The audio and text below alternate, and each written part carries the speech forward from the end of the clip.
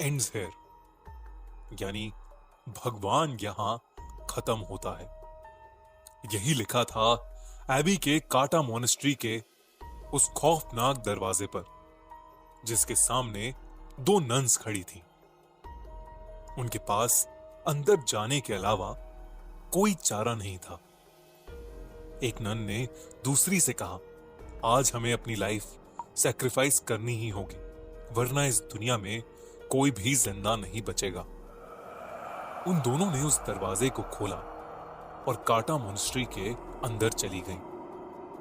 वहां उनका इंतजार एक भयानक दिखने वाली नन कर रही थी, जिसका नाम वैलिक था।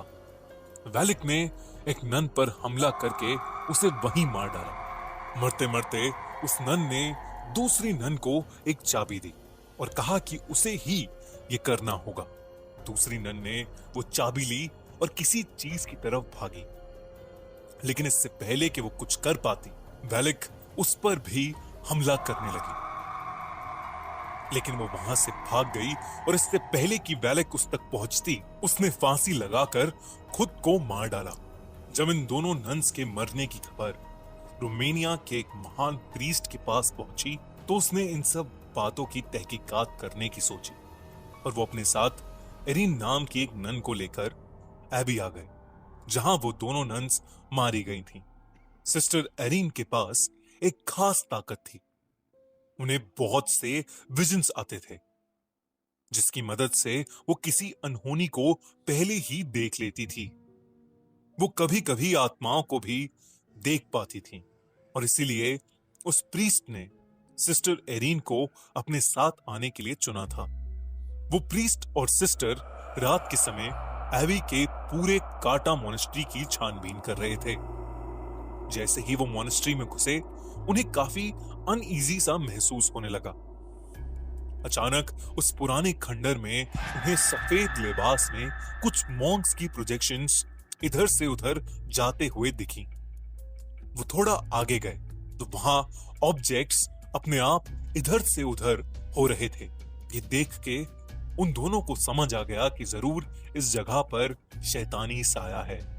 तभी एक कोने में उस प्रीस्ट को वो नन दिखी जिसने फांसी लगाकर खुद को मार डाला। उसकी गर्दन टूटी हुई थी और उसका मुंह आधा सड़ चुका था। अचानक उस नन ने अपनी आंखें खोली और उस प्रीस्ट पर हमला करके उसे एक कॉफिन में कैद कर दिया। दूसरी तरफ सिस्टर एरिन एबी के काटा मोनेस्ट्री में रह रही एक नन से टकरा गई। उससे बात करने पर मालूम हुआ कि बहुत समय पहले वहां पर एक एग्जॉर्सिज्म किया गया था, जिसके दौरान हमारी दुनिया में एक पोर्टल खुल गया था। उसी पोर्टल की मदद से कुछ शैतानी आत्माएं हमारी दुनिया में आने लगी थीं। वैलिक नाम की एक शैतानी आत्मा भी उसी पोर्टल के जरिए इस दुनिया में आई थी। कहते हैं कि वैलिक बहुत ज्यादा खतरनाक है और जो कोई भी भगवान की पूजा करता है, वो उस इंसान को जिंदा नहीं छोड़ेगी।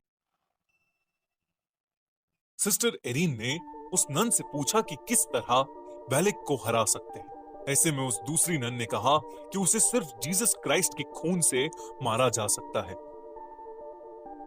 उनका खून एक एंटीक रेलिक में बंद है और उस रेलिक को सिर्फ एक चाबी से खोला जा सकता है। उस नन ने बहुत डरते हुए सिस्टर एरिन को वो चाबी दे दी। सिस्टर एरिन ने जैसे ही वो चाबी अपने हाथ में ली, तभी उन्होंने कुछ नेगेटिव एनर्जी महसूस की। उन्हें घुटन होने लगी और उनकी आंखों के सामने एक कॉफिन का विजन आया। वो समझ गई कि प्रीस्ट किसी मुसीबत में है और वो उन्हें बचाने के लिए भागी। वो अपने विजन की हेल्प से उस कॉफिन तक पहुंच गई। उस कॉफिन के अंदर बहुत से सांप थे जो प्रीस्ट को अंदर से खींच रहे थे, लेकिन एरिन ने प्रीस्ट को किसी तरह बाहर निकाल ही दिया।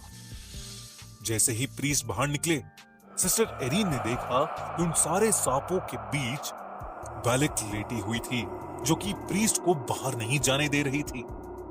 इससे पहले कि वो कुछ समझ पाते, वैलिक अचानक से गायब हो गई। सिस्टर एरीन ने प्रीस्ट को वो चाबी दी और उन्हें बताया कि वेलिक को कैसे खत्म किया जा सकता है। प्रीस्ट ने पूछा कि उसे ये सब कैसे पता लगा। सिस्टर एरीन ने कहा कि एबी की काटा मोनेस्ट्री में रहने वाली एक नन ने उसे ये सब बताया। इस पर प्रीस्ट ने कहा कि काटा मोनेस्ट्री में तो कोई भी नहीं रहता, वो तो पूरी तरह से उजड़ा हुआ है। सिस्टर एरीन ये सुनकर बहुत चौंक गई। इसका मतलब ये चाबी उन्हें जिसने दी थी वो भी एक आत्मा ही थी जो वेलिक को हराने के लिए उनकी मदद कर रही थी। प्रीस्ट ने उस चाबी की मदद से कुछ मंत्र पढ़े जिससे उन्हें पता लग गया कि वो एंटीक रेलिक कहां पर है जिसमें जीसस क्राइस्ट का खून था। प्रीस्ट ने सिस्टर एरीन से कहा, आज हमें अपनी बलि देनी ही होगी वरना इस दुनिया में कोई भी जिंदा नहीं बचेगा। वेलिक उनका वहीं इंतजार कर रही थी। जैसे ही वो अंदर घुसे वेलिक ने प्रीस्ट को पकड़ लिया।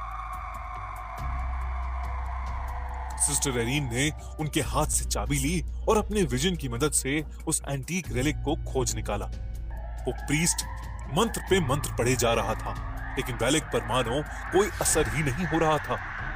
अंत में उसने प्रीस्ट को बड़ी बेरहमी से मार डाला। अब वो सिस्टर एरीन के पास आ रही थी लेकिन सिस्टर ने उस रेलिक को खोज लिया था। वेलिक ने सिस्टर को उनकी गर्दन से उठा लिया लेकिन सिस्टर ने जल्दी से जीसस का खून वेलिक के ऊपर फेंक दिया। देखते ही देखते वेलिक बुरी तरह से जलने लगी। वो जोर जोर से चिल्लाने लगी और वहां से गायब हो गई। सिस्टर एरीन जमीन पर गिर पड़ी लेकिन वो वेलिक को मारने में कामयाब रही।